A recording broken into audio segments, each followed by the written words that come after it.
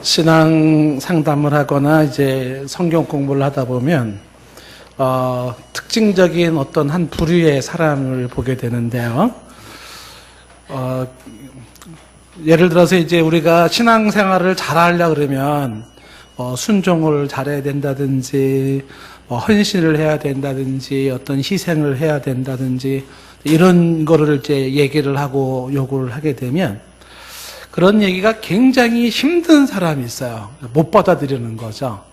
그런 얘기가 나오면은 아주 무겁게 느껴지고 또 그런 얘기 앞에서 본인이 막 좌절하고 혼돈하면서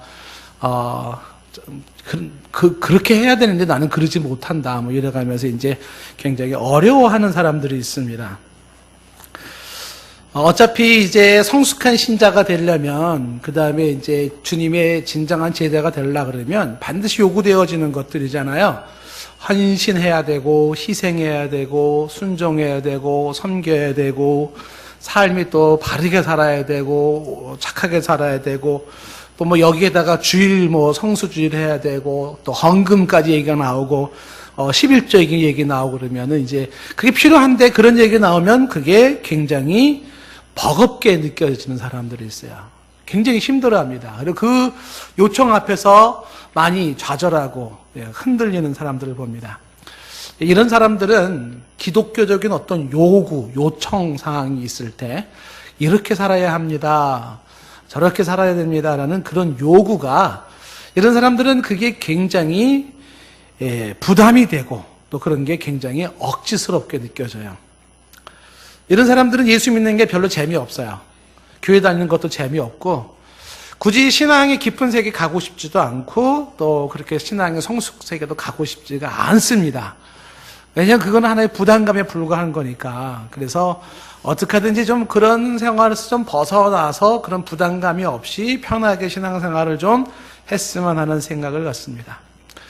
이런 사람들이 이제 흔히 이렇게 얘기를 하죠. 수고하고 무거운 짐을 내려놓으려고 교회를 왔다가 수고하고 무거운 짐을 하나 더 지고 교회를 떠났다. 뭐 이렇게 말하는 사람들이에요. 근데 이런 식으로 신앙생활 하시는 분들이 굉장히 의외로 많습니다. 많아요. 이런 경우 가장 결정적인 그 원인이 뭐냐 하면 그리스도인의 자유가 뭔지를 몰라요.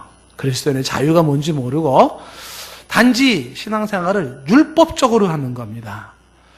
그러니까 예수 그리스도를 통해서 그리스도 안에서 내가 얻게 되고 누리게 되는 자유를 그건 몰라요. 그 세계를. 그리고 여전히 남은 거 뭐만 있냐면 그리스도는 그냥 하나의 구호성 이론에 불과한 거고 남아있는 건 율법적 요구, 그 율법적인 요구를 내가 어떻게 받아들이고 이걸 어떻게 내가 반응할 것인가에 대한 이것만 그냥 스트러글링 하고 있는 거기에서 막 이렇게 부딪히고 몸부림을 치고 있는 것입니다. 그리스도인의 자유를 알지 못한 상태에서 신앙생활, 기독교 생활, 교회 생활 이런 모든 것들을 율법적인 삶으로 뭐뭐 해야만 되고 뭐뭐 하지 않으면 안 되고 이거 먹으면 안 되고 가면 안 되고 이거 가야 되고 저거 먹어야 되고 이런 식의 어떤 요구사항에 짓눌려가지고 그 부담감 속에서 헤어나지 못하시는 분들은 신앙생활의 첫 출발이 잘못되어 있는 거예요.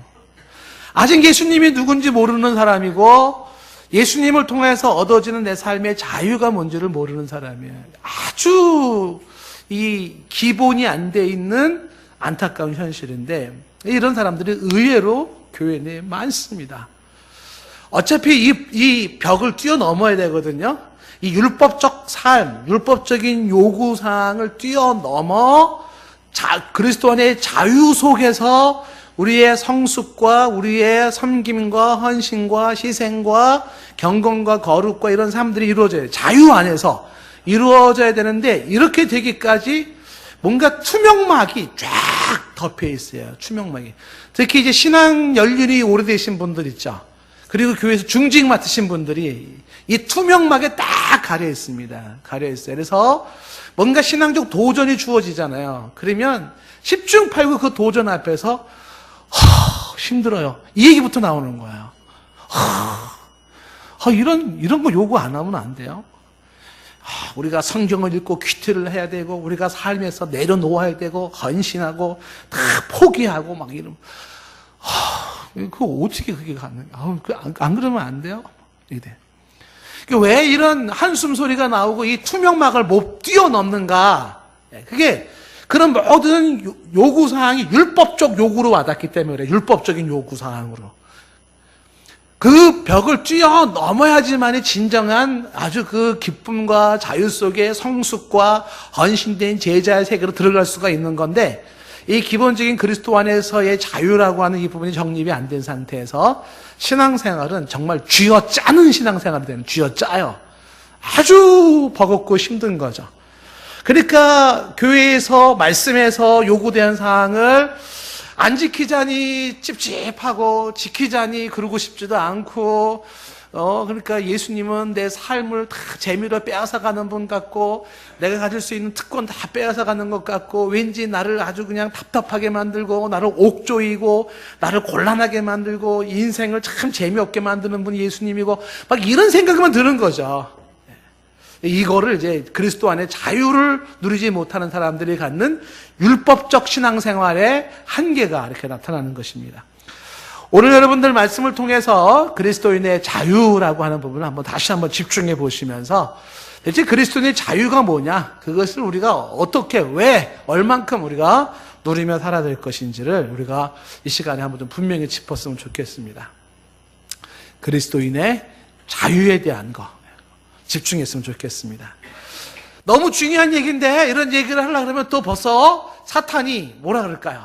야, 귀마가 듣지 마. 야, 눈 내려.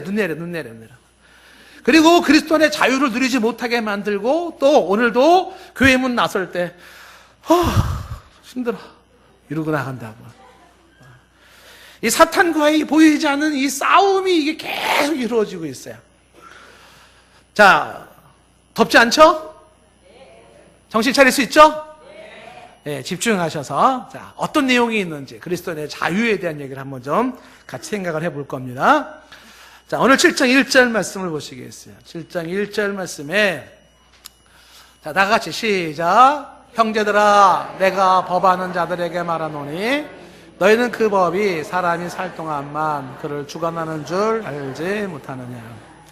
자, 로마서 7장에 들어오면서 지금 얘기하고 싶은 게 있어요. 그리스도의 자유에 대한 이야기를 좀 하려는 것인데, 이 자유에 대한 이야기를 할 때 지금 7장 1절에 형제들아 라고 말하면서 내가 법 아는 자들에게 말하노니 이렇게 지금 얘기를 해요. 이 글을, 이 편지를 받는 사람이 누구냐면 로마에 있는 크리스찬들이에요. 1차적인 수신자가, 그 2차적인 수신자는 이제 이 성경을 읽고 있는 우리 모두에게 해당되는 말인데, 로마에 있는 크리스찬들이 바로 이 율법주의적인 삶을 살았던 것으로 보여져요. 이 사람들에게, 야, 너네 법 알지, 법. 내가 법을 아는 너희들에게 이제 말을 할 테니 법에 대한 얘기 좀 할게. 그러면서 이제 그 율법을 하기 위해서 일반적인 법 얘기를 좀 하는 거예요. 일반적인 법 얘기를. 그 무슨 얘기를 하고 싶은 거냐면, 법이라는 건 말이지, 율법을 말하려고 하는 건데, 일반적 법을 보여요. 사회법이 있잖아요. 그 법이라는 거는 사람이 살아있을 동안에만 그 법이 그를 주관하는 거야. 그걸 알지 못하느냐? 이렇게 질문해요. 알지 못하느냐? 이렇게 질문하는 건 뭐냐면, 아니, 이 법이라는 거는 사람이 살아있을 동안에만 주관하는 거잖아. 근데 왜 법에 죽은 자가 왜 법에 묶여있지? 이 얘기를 좀 하고 싶은 거예요. 로마 성도들이 가지고 있는 게 뭐냐면 예수 그리스도를 믿는다고 하는데 여전히 그리스도 안에서의 자유가 뭔지를 모르고 법에 묶여 있어요. 율법에 묶여 있어요. 그래서 율법에 묶여서 율법의 요구사항에, 율법의 정죄에 시달리고, 또 율법의 강압에 시달리고, 또 율법의 그런 막 벌과 형벌에, 두려움에, 공포에 젖어서 신앙생활하는 게 얼마나 힘든지 몰라요. 너무 힘들어요. 그렇게 살아가는 사람들에게 지금 말하는 거예요. 법이라는 건 말이야, 사람이 살아있을 동안에만 그를 주관하는 거야. 이렇게 얘기를 하면서 이 뒷얘기에서 지금 뭘 얘기하는 거냐면 크리스찬은 율법에 대해서 죽었다는 거예요. 법에 죽은 자라는 거야. 그런데 법에 아직 죽은 줄 모르고 아직도 율법에서 살아있는 동안에 주장하는 그 법의 지배를 받고 있다는 것이에요. 7장 1절에서 강조하는 얘기는 뭐냐면 법이라는 건 말이죠. 그 사람이 살아있을 동안에만 그를 주관하는 것이다 라는 걸 얘기하는 것입니다. 무슨 얘기예요? 모든 법이라는 거, 일반적인 법이라고 하는 것은 사람이 죽으면 법은 끝이에요. 우리 현행법을 얘기 듣는다면 현행법에 피의자가 죽잖아요. 그러면은 공소권 없음, 그리고 사건이 종결되는 거야. 예전에도 노무현 대통령이 딱 자살하셨을 때 막 비리 막 수사하다가 자살로 딱 죽으니까 어떻게 돼요? 공소권 없음, 사건 종결 딱 끝나잖아요. 피의자가 죽었는데 뭐 거기에다가 뭐 누구한테 뭐 기소를 하고 고소를 해가지고 뭐 어떻게 하겠어요? 아무것도 안 되는 거야. 죽으면 법이 더 이상 적용이 안 돼. 끝이에요. 그리고 이제 우리가 현행법을 공소권 없음으로 종결을 시키는 거예요. 그 얘기거든요. 법이라고 하는 것은 사람이 살아있을 동안에만 그 법이 그에게 적용이 되고 유효하고 주관을 하는데, 사람이 죽은 다음에는 그 법은 거기에 그렇게 요구하고 뭐 주관하고 할 수 있는 것은 없다라고 하는 걸 얘기하고 싶은 것입니다. 이 1절에서 저와 여러분에게 주는 이제 메시지가 이런 메시지를 가지고 있는 거예요. 여러분들은 율법에 대하여 살아있는 자입니까? 죽어있는 자입니까를 분명히 하라는 거예요. 성경에서 우리에게 얘기하는 건 뭐냐면, 우리는요, 예수 그리스도를 믿는 사람은 율법에 대하여 죽은 사람이에요. 율법에 대해 살아있는 사람이 아니에요. 만약에 율법에 대해 살아있는 사람이라 그러면 당신은 율법의 주관, 율법의 통제, 율법의 요구, 율법의 억압, 율법의 그 모든 정죄와 율법에 의해서 좌우될 수밖에 없어요. 그런데 율법에 대해서 죽은 사람이라 그러면 더 이상 그 법이, 율법이 우리에게 어떤 요구도, 어떠한 권리도, 어떠한 강압도, 어떠한 정죄도, 어떠한 벌도 줄 수가 없다는 거예요. 율법에 대해서 살아있는 사람이 죽었냐는 거죠. 여러분들이 성경을 통해서 우리가 계속 지금 강조하는 게 뭐냐 하면, 율법이라고 하는 구약의 종교법이라고 하는 그 법이, 율법이, 법은 반드시 죄와 하나님의 심판으로 이어지게 되어 있어요.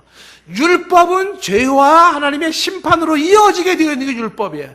그래서 죄에 대해서 죽은 사람은 곧 율법에 대해서 죽은 사람이 돼요. 이게 마틴 루터가 이거를 강조하는 거예요. 그 강조하는 게 무슨 영어냐면, 그리스도 안에서 그 죄에 대해서 죽은 자라 그러면 그 사람은 그리스도 안에서 율법에 대해서도 죽은 자가 된다는 거예요. 왜냐하면 예수 그리스도가 율법의 모든 요구를 충족했기 때문에 그래요. 율법의 모든 죄를 감당했고, 율법에 요구하는 모든 죄값이나 요구되는 걸 다 값을 치렀어요. 당신의 피와 당신의 보혈로 다 치러버린 거예요. 예수님은 율법의 완성이에요. 그래서 이 율법의 완성이신 예수 그리스도, 율법에서 요구되는 걸 다 완성하고 값을 치르고 이뤄놓으신 예수 그리스도를 믿는 사람은 더 이상의 율법적 요구가 없어요. 왜? 예수님이 다 그것을 이뤄놓았기 때문에 그런 거예요. 이거를 죄에 대해서 죽은 자요, 율법에 대해서 죽은 자라고 얘기를 하는 거예요. 예수 그리스도를 믿는 사람은 그리스도를 통하여서 율법의 모든 값을 치루었고, 예수님에 의해서 우리는 율법적인 모든 죽은 사람이에요. 근데 죄에 대해서 죽었어, 율법에 대해서 죽었다라는 것이. 자, 지금 7장 1절 말씀에서 말하려고 하는 것이 무엇입니까?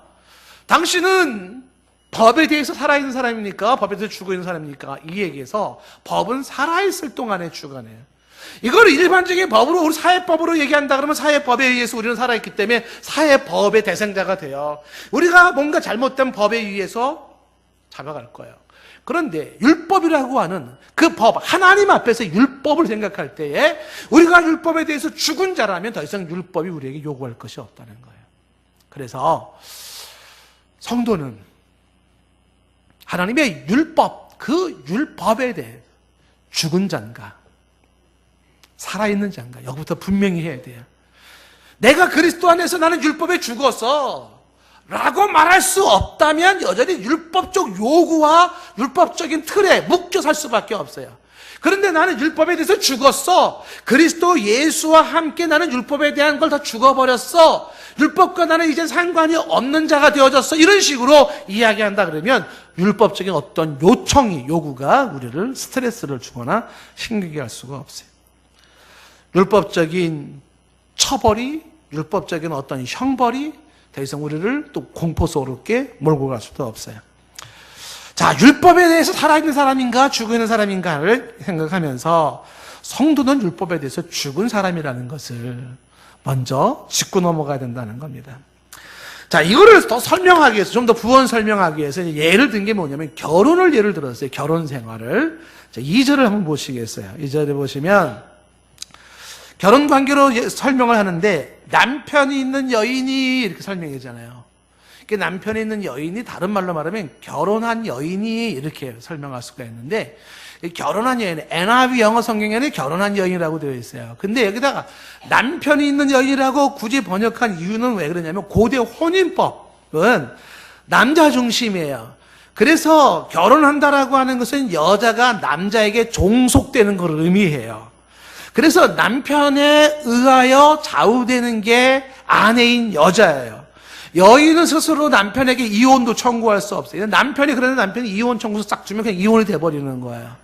그러니까 여인에게는 어떤 권한이 없고 남편에 의해서 여인이 좌우되어져요. 그래서 남편이 있는 여인이라는 예를 든 것은 남편 아래에 있는 여인으로, 즉 남편에게 복종해야 되는 여인을 말하는 거예요. 남편에 의해서 좌우되어야 되는 여인을 말하고 있는 것인데, 그런데 자, 이런 여인, 남편과 여인의 이야기에서 뭘 이야기하고 싶었냐면 남편 있는 여인이 그 남편이 생전에, 즉 남편이 살아있을 때, 그때는 그 법으로, 그 법에 의하여서 그에게, 즉 남편에게 매인바가 돼요. 그 남편에게 관련해서 아내가 복종해야 되고, 남편이 있을 때 바람 피우면 안 되고, 남편이 순종해야 되고, 남편이 어쩌고 저쩌고 해야 되고, 이런 모든 요구사항들은 그 남편에 관련된, 아내와 남편 관련된 법에 의하여서 이 아내는 그 남편에게 묶이게 되는 거예요. 법으로 되어 있어, 법으로. 그래서 그 법에 의해서 남편에게 묶인 바가 된다는 거예요. 그런데 만일 이 남편이 죽으면 어떻게 될까요? 남편이 죽으면. 그러면 남편의 법이라는 게 결혼법이고 남편과 관련한 결혼법인데 그게 더 이상 이 여인에게 적용이 안 된다는 거예요. 법이 적용이 안 돼요. 왜? 그 남편 죽었어요. 그러니까 그때는 뭐 남편에 의해 묶일 수 있는 어떤 법의 적용이 없어요. 남편이 죽었을 때는. 그래서 이 남편에게 죽음으로 인하여서, 남편의 죽음으로 인해서 여인은 소위 자유를 누리게 되는 거예요. 여기 중요한 게 뭐냐면 법으로부터의 자유는 뭐냐면 죽음이에요. 죽음으로써 법으로부터 자유가 주어지는 거예요. 죽어서 법으로부터 이제는 자유를 얻게 된다. 이게 지금 2절에서 말하고 있는 모습인 것이죠. 남편에 관련된 법이 더 이상 작용할 수가 없다. 그러니 지금 이제 2절 말씀의 끝에 보면은 남편의 법에서 벗어났느니라 그랬잖아요. 그러니까 벗어났다는 게 뭐냐면 남편의 법이 더 이상 해당되지 않는다, 그런 뜻이에요. 남편의 법이 더 이상에 해당되지 않는다. 왜? 그 남편이 죽었기 때문에. 이거를 지금 이 남편과 아내에 대한 이야기에서 이 남편이 율법을 얘기하는 거고 아내가 성도를 얘기하는 거예요. 그러니까 여기서 죽었다라고 하는 그 관계 속에서 나타나는 게 뭐냐면 법에서 벗어나는 것을 의미하게 되는 것입니다. 자, 이게 일단 고린도전서 7장 39절 말씀에 보면은 유사한 얘기가 이런 얘기가 있어요. 아내가 그 남편이 살아있을 동안에 매여 있죠. 근데 남편이 죽으면 자유로워 자기 뜻대로 시집갈 수가 있습니다. 그러니까 남편이 살아있는 동안에 다른 남자에게 가면 그거는 이제 가늠한 여인이 되는 거예요. 그런데 이 남편이 죽으면 뭐 다른 남자한테, 가고 싶은 남자한테 시집갈 수 있는 거예요. 그건 문제가 안 돼요. 법에 의해서 자유로워지는 거예요. 고린도서 7장 39절에서 그 얘기를 하고 있는 것입니다. 자, 7장 2절 말씀에 다시 들어와서 여기서 중요한 거를 좀 봐야 되는 게 뭐냐면 지금 7장 2절에 남편에 대한 이야기를 하면서 그 남편이 살아있을 동안에는 법이 그 아내로에 적용이 되어져서 법에 의해서 남편에게 묶이게 돼요. 근데 남편이 죽으면 남편의 법에서 벗어난다는 거예요. 이 말씀 속에서 남편이 율법이고 여인이 성도인데 이 남편과, 즉 율법과 성도와의 관계 속에서 여기서 한 가지 짚고 넘어가야 되는 게 뭐냐면 여기서 남편이 죽으면이라고 되어 있잖아요. 근데 남편이 율법으로 얘기한다면 율법이 죽으면 이렇게 되는데 율법은 안 죽어요. 율법은 없어지지 않아요. 그러면 여기서 지금 이 남편이 죽어야지 남편으로부터 그 법에 자유로워지는 건데 남편 율법이 안 죽어요. 그렇다면 어떻게 되냐 하면 방법은 내가 율법에 죽는 거예요. 내가 율법에 죽음으로써 그 율법에서 벗어나는 거예요. 율법에서 묶이지 않게 되는 것입니다. 성도의 자유는 어디서부터 주어지는 거냐면 법으로부터 자유로운 데서 성도의 자유가 주어져요. 근데 이 법으로부터 자유로울 수 있는 길이 뭐냐 하면 죽음으로써 이별하는 거야. 죽음으로써 이별. 빠이빠이 해야 돼요. 죽음으로써, 그럼으로써 그 법이 더 이상 적용이 되지 않게 된다라고 하는 것입니다. 이게 참 흥미로운 이야기예요. 지금 죽어야 된다라는 이야기를 하면서 지금 7장 2절에서는 남편이 죽으면이라고 해서 율법이 죽어야 되는 것처럼 얘기하지만 그러나 조금 더 확대된 이야기를 보면은 결국은 아내가 죽는 거예요. 남편에 대해서 아내가 죽어버리는 거예요. 그러니까 그 사람이 죽든지 내가 죽든지 죽으면 그 사람과 나랑은 이제 끝나는 거거든요. 지금 뭔 얘기하는 건지 아시겠죠? 하여튼 그 인간하고 나하고는 둘 중에 하나 죽으면 끝이에요. 근데 그 인간이 안 죽어. 왜 이렇게 안 죽는지 몰라. 그러니까 내가 죽어야 돼, 차라리. 이렇게 되는 거죠. 얘기가 좀 이상하게 해석하지 마세요. 지금 7장 2절에서 말하는 거예요. 이게 무슨 얘기냐면 여러분들 죄와 싸우잖아요. 그 죄는 없어지잖아요. 죄를 없애려고 그러지 마시고요. 죄를 없애려고 하고 막 죄를 몰아내려고 그러고 죄를 죽이려고 그러고 그거 안 돼요. 죄는 안 죽어요. 율법을 없애고 율법을 죽이려고 해도 율법은 죽지도 않고 없어지지도 않아요. 죄도 내가 죄를 몰아낸다고 죄가 없어집니까? 뭐 죄야 내가 죽인다고 죄가 죽습니까? 그렇지 않아요. 한 가지 방법이 뭐냐면 내가 죽는 거예요. 그냥 내가 죄에 대해서 죽고 내가 율법에 대해서 죽어버리는 거예요. 그래서 너랑 나랑 상관이 없다. 왜? 죽었다 이렇게 되는 거예요. 너 안 죽으면 내가 죽겠다는 내가 죽는 거예요. 성도가 죄에 대해서 율법에 대하여서 방법이 뭐예요? 자유하는 길이 뭐냐 하면 죽는 거예요. 근데 성도는 죽었어요. 죄에 대해서 죽었고 율법에 대해서 죽은 자예요. 나 안 죽었는데 언제 죽었지? 바로 예수 그리스도를 통하여 죽은 거예요. 이 예수 그리스도를 통하여 죽음으로써 이제 우리가 율법과 죄로부터의 자유가 되었다는 것을 성경이 말하고 싶은 건데, 자, 여기서 중요한 거 뭐예요? 7장 2절에서 결국은 죽음으로 인하여 율법에서부터 벗어난 우리는 더 이상의 율법적인 요구, 율법적인 강압, 율법적인 심판, 율법적인 처벌, 율법적인 공포, 이 모든 것이 유효하지 않아요. 이 모든 것에서 자유를 얻게 된 게 성도예요. 율법이 묶을 수 없는 게 누구냐 하면 그리스도 안에 있는 자예요. 예수 그리스도 안에 있는 자는 더 이상의 율법으로 그를 묶을 수 있는 게 없단 말이에요. 이게 지금 아내와 남편의 관계 속에서 이야기하고 있는 것이에요. 그래서 3절에 보면 그러므로 만일 그 남편 생전에 다른 남자에 가면 음부가 돼. 가늠한 여인이 되겠죠. 그런데 만일 남편이 죽으면 그 법에서 자유롭게 되나니. 법에서 자유롭게 되나니. 그래서 남편이 죽거나 아니면 내가 죽거나 그러면 법에서 자유롭게 되나니. 이렇게 자유롭게 되었을 때는 다른 남자에게 갈지라도 하고 가늠한 여인이라고 하지 않습니다. 되는 거죠. 이 7장 1절, 2절, 3절 말씀 속에서 저와 여러분들이 이제 한 가지 확인을 해야 되는 게 있는 거죠. 자, 저와 여러분들은 지금 율법으로부터 자유로운 사람인가요? 율법으로부터 자유롭지 못한 사람인가요? 이거를 이제 확인을 하셔야 돼요. 난 율법으로부터 아직도 난 자유롭지 못해. 이런 사람은 어떤 사람이냐면 아직 율법에 대해서 죽지 않은 사람이에요. 난 율법에 대해서 자유해. 왜? 난 율법에 대해서 죽었거든. 이게 진짜 신앙이네.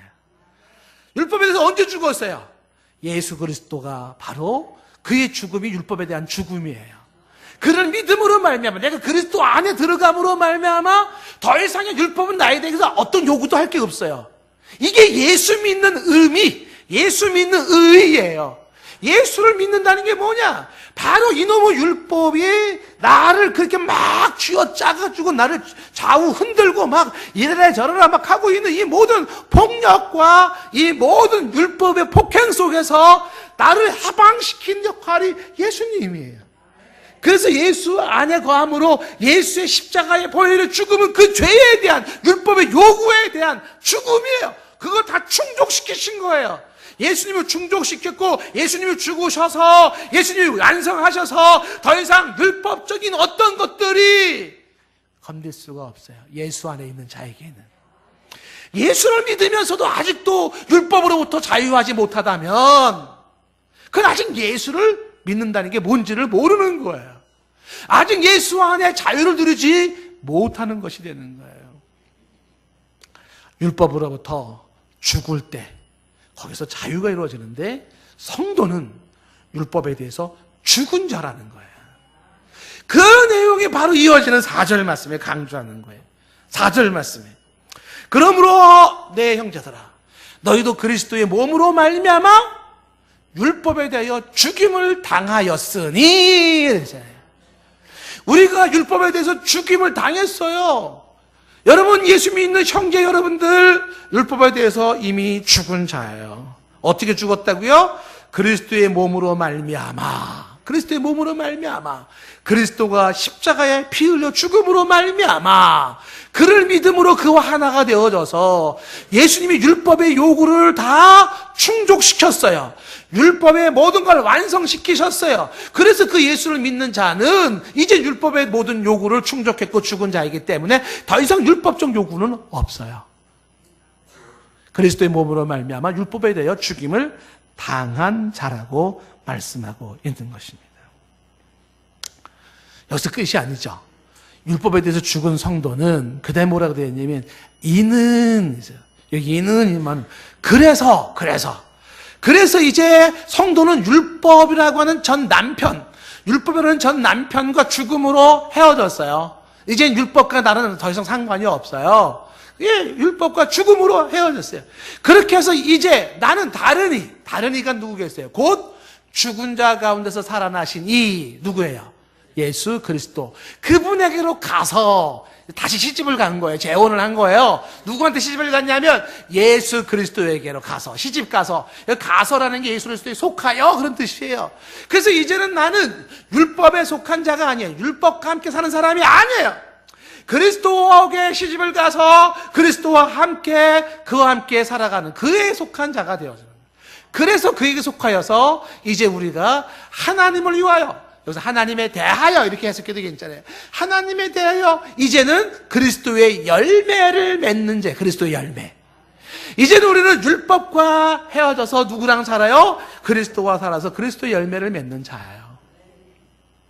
성도는 쥐어짜면서 막 율법적인 요구로 따라간 그런 성도가 아니고 율법적인 모든 건 빠빠이 했어요.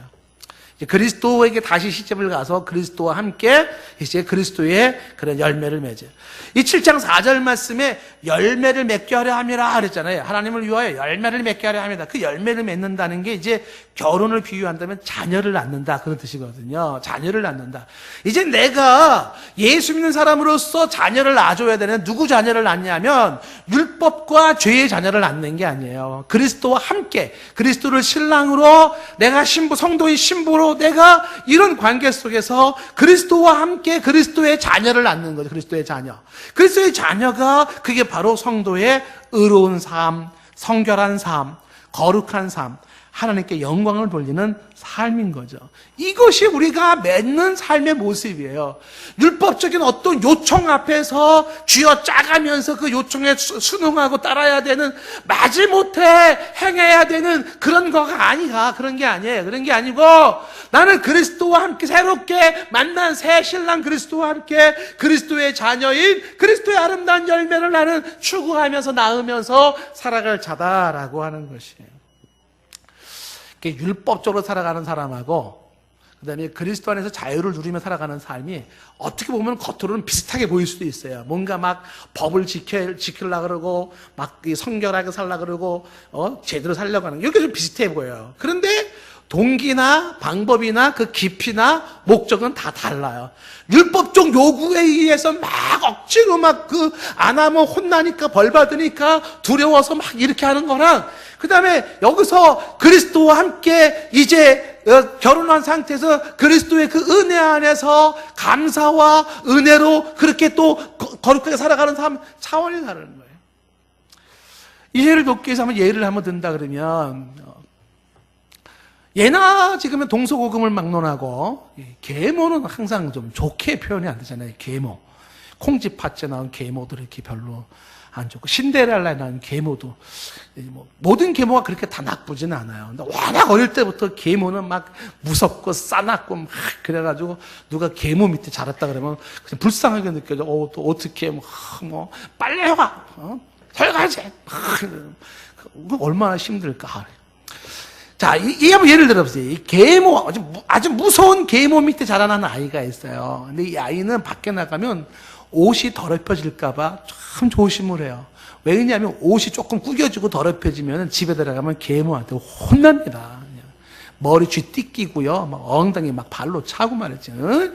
이 옷을 이렇게밖에 안 입었냐고 막 혼내. 그러니까 그 계모가 무서워서 옷을 그냥 잘 입고 조심조심하는 이 아이가 있어요. 그런데 친엄마 밑에 있는 아이가 있어요. 친엄마 밑에 있는 아이는 얘는 옷을 더럽게 입는다고 엄마가 막 머리를 쥐어 뜯고 막 엉덩이 차고 그런 엄마가 있긴 있나요? 없죠? 그런 엄마는 없어요. 없다고 치고 혹시 있을지 모르지만 얘는 그런 부분에서 얽매이잖아요. 자유롭죠. 자유로워요. 근데 엄마가 내 옷 때문에 너무 고생하는 게 너무 안쓰러워가지고서 옷을 예쁘게 입고 바르게 입고 깨끗하게 입어요. 두 아이가 옷을 바르게 입고 깨끗하게 입는 것은 비슷해 보여요. 그런데 한 애는 계모의 무서움 때문에 그의 막 폭정과 억압의 공포에 떨어서 억지로 그걸 잊기를 하는 사람. 근데 이쪽의 아이는 그냥 엄마에 대한 고마움과 사랑과 그 은혜, 엄마를 위하는 마음에서 옷을 잘 입고 넘어가는 거예요. 성도가 살아가는 삶이 어떻게 법을 지키고 거룩하게 살아간다, 뭐 율법적으로 살아간다, 서로 얘기했던 것처럼 헌신하고 섬기고 살아간다, 이 모든 것들이 비슷하게 보이지만 율법적으로 살아가는 사람은요, 쥐어짜서 억지로 그렇게 살라고 애를 쓰는 사람이야. 그리고 못 살면은 막 좌절하고 나는 이것밖에 안 돼 막 이래가면서 하고 또 거기에 대해서 막 죄책감에 정죄에 눌려가지고 막 힘들어하고 막 이래요. 그런데 그리스도 안에서 자유를 누린 사람은 어떻게 될까요? 그 안에서 그리스도의 열매를 맺으며 자녀를 낳는데 그 삶이 거룩하게 아름답게 헌신하고 성숙하게 살아가요. 설령 그렇게 못 산다 하더라도 괜찮아요. 왜? 나는 그리스도 안에서 더 이상 그렇다고 해가지고 못 살았다 그래가지고서 뭐 계모처럼 그리스도가 많은 지팡이 부식하게 나와가지고서 이놈의 자식이 말이죠. 예수님이 막 그렇게 막 혼내키는 분은 아니에요. 자유가 있는 도덕적인 삶과 자유가 없는 도덕적인 삶, 그 율법적인 삶과 복음적인 삶의 차이가 이렇게 났다는 거예요. 똑같은 도덕과 윤리를 강조하고 헌신을 강조하고 섬김을 강조하지만 그리스도 안에서 자유를 누리는 자의 그 헌신과 섬김과 그 열매와 율법에 묶여서 막 살아가는 그 삶의 열매는 너무 다르더라는 것이에요. 7장 5절 말씀에 보시면 우리가 육신에 있을 때는 이제 죄성의 심플 네이처, 죄성의 통제를 받을 때를 말하는 거예요. 그러니까 육신에 있을 때는 영에 속하지 않을 때로서 즉 그리스도를 알지 못했을 때를 말하는 거예요. 그리스도를 알지 못했을 때, 전 남편인 율법 아래에 있을 때는 거예요. 율법에. 전 남편 율법에게 속해서 율법의 통제를 받으며 살 그때에, 육신에 있을 때란 말이에요. 그때는 율법으로 말미암아 죄의 정욕이 우리 지체 가운데 역사했어요. 우리로 사망을 위해 열매를 맺게 했어요. 그리스도를 몰랐을 때의 삶은 율법적인 삶이 요구되어져요. 그래서 그 그리스도로 우리가 상관이 없는 율법적인 삶으로 말미암아 어떻게 됐어요? 율법으로 말미암아 죄의 정욕이 지체해서 역사했어요. 율법으로 말미암는 죄가 생기는 거예요. 그게 뭐예요? 율법과 죄는 결탁이 되어 있어요. 그래서 율법에 의하여 죄가 죄로 드러나기 시작하고 죄를 또 알게 되고 죄가 틈을 타게 되고 그리고 죄 속에 살고 죄책감 속에 살고 죄 속에 살다가 그 정죄와 고통과 심판 아래 살다가 사망에 이르는 것이 그리스도를 알지 못했던 육신에 있을 때의 과거의 삶이에요. 예수를 몰랐을 때의 삶이 그랬어요. 육신에 있을 때는 그렇게 율법 아래 죄 아래서 결국은 사망 속에 살아가는 게 모습이었어요. 그런데 6절 말씀이 이제는 달라졌단 말이에요. 6절에 그런데 이제는 우리가 얽매였던 것에 대해서 죽었으므로 율법에서 벗어났다는 걸 강조해요. 얽매였던 것이 뭐예요? 바로 그 율법, 죄, 여기에 우리는 점령당했어. 얽매였다는 건 점령당했다, 소유당했다, 묶였다는 거예요. 예전엔 율법에 점령당했고 율법에 소유당했고 율법에 묶여 있었어요. 그래서 율법에 의해서 꼼짝 못했어요. 율법에 의해서 내 인생 모든 게 다 좌우됐었어요. 그런데 거기서 죽었어요. 율법에서 죽어서 율법으로부터는 벗어났습니다. 율법으로부터 자유해진 거예요. 더 이상의 율법이 나를 점령할 수도 없고, 더 이상의 율법이 나를 소유할 수도 없고, 더 이상 율법이 나를 묶을 수도 없게 된 것이에요. 율법의 안에서 죽은 거예요. 이걸 벗어났다라고, 율법에서 벗어났다는 거죠. 죽음으로써, 사별로써 헤어졌어요. 율법으로부터 벗어나서 더 이상의 율법적 요구가 내게 요청되지 않아요. 더 이상 율법적 정죄가 내게 있을 수가 없어요. 율법적 형벌도 내게 있을 수가 없어요. 율법이 나한테 어떻게 할 수가 없어요. 이게 그리스도인들이 누려야 할 자유의 모습인 것이죠. 그래서 율법에 대해서 죽었으므로 율법에서 벗어났기 때문에, 그러므로 7장 6절에 그러므로 중간에 우리는 이제 영의 새로운 것으로 섬기는 사람이지 율법 조문에 묵은 것으로 섬기는 사람이 아니에요. 영의 새로운 것으로 섬긴다는 것은 성령의 새로운 방식으로 섬긴다는 게, 성령의 새로운 방식으로 섬기는 것이지, 율법 조문에 묵은 것이라고 하는 것은 옛날 쓰여졌던 그 율법의 옛날 방식으로 우리가 섬기는 것이 아니라는 것입니다. 무슨 얘기냐면 성도는 율법으로 사는 사람이 아니라는 거예요. 성도는 율법으로 사는 사람이 아니에요. 오히려 율법에서 자유를 누리며 사는 사람들이 성도의 삶이에요.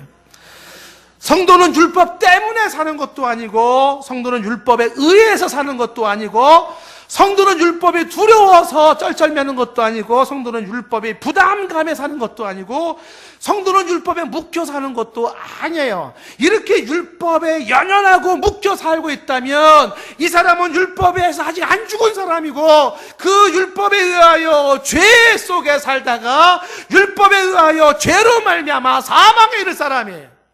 예수 그리스도를 헛믿는 거예요. 예수 그리스도를 왜 믿어요? 그렇게 율법으로 얽매여 살다가, 율법 속에, 죄 속에 살다가 율법으로 죽을 사람인데 예수 왜 믿어요? 그런데 성도는 그렇게 율법에 대해서 그렇게 사는 사람이 아니고, 율법에서 자유한 사람으로서 그리스도 때문에 그리스도에 의해서 살아가요. 그리스도에 속하여서 그리스도가 이루어 놓은 것들을 만끽하면서 그 안에서 자유롭게, 그래서 성령의 역사하심의 방법으로 살아가는 거예요. 의인 되어서 의의 삶을 추구하다가 의롭게 주님 앞으로 가는 게 성도의 삶이에요. 율법이 묶을 수가 없어요. 갈라디아서 5장 1절 말씀이 이렇게 말씀하고 있어요. 그리스도께서 우리를 자유롭게 하려고 자유를 주셨어요. 당신의 피값으로 우리를 자유롭게 하려고 자유를 주셨어요. 그러므로 굳게 서서 다시는 종의 멍에를 매면 안 돼요. 이 종이 뭐겠어요? 율법의 그 종이에요. 그 멍에에 매지 마라. 이 율법으로서부터 주님이 고귀한 피로써 자유를 주었으니 그리스도 안에서 자유를 누리라는 거죠. 5장 4절 말씀으로 건너가면 율법 안에서 의롭다함을 얻으려는 사람이 있죠. 율법 안에서 의롭다함을 얻으려는 자가 누구 계세요? 율법으로 선, 악을 이야기하고, 율법으로 구원을 이야기하고, 율법으로 인생의 흥망성쇠와 행복과 불행을 논하는 사람이 있잖아요. 그 율법 안에서 그렇게 율법으로 그렇게 의롭다함을 받으는 사람은 그리스도에게서 끊어진 자요, 은혜에서 떨어진 자예요. 이렇게 말하고 있는 거잖아요. 율법의 잣대를 가지고 사람 재고, 나를 재고, 너를 재고 말이지, 율법 가지고 그렇게 논한 사람은 그것으로 의를 얘기하려고 합니까? 그것으로 인생의 행복과 불행을 말하려고 합니까? 그렇다면 그리스도에게서 끊어지고 은혜에서 떨어진 자라는 것입니다. 요는 뭐냐면, 말씀의 정리를 하면 뭐냐면, 예수 그리스도의 복음으로 율법을 뛰어넘는 삶을 살아야 되는 거예요. 복음으로 율법을 뛰어넘지 못하면 복음의 진리가, 그리고 내 영혼의 내적 평화를 누릴 수가 없게 되는 거예요. 복음의 진리, 복음이 그 주는 자유함, 그리고 내 영혼의 내적 평화를 누릴 수가 없어요. 복음으로 율법을 뛰어넘지 못하면. 예수 그리스도께서 십자가의 보혈로 모든 율법의 요구를 치르셨기 때문에 우리는 더 이상 율법적 요구를 치를 것이 없어요. 예수님이 율법에서 요구되는 모든 빚을 다 갚았기 때문에 우리가 더 갚을 게 없어요. 주님이 다 갚아 주셨어요. 그래서 그리스도 안에서 남는 건 뭐냐면 율법으로부터의 자유의 자유. 그리스도인의 자유는 율법의 의무에서 벗어난 자유요.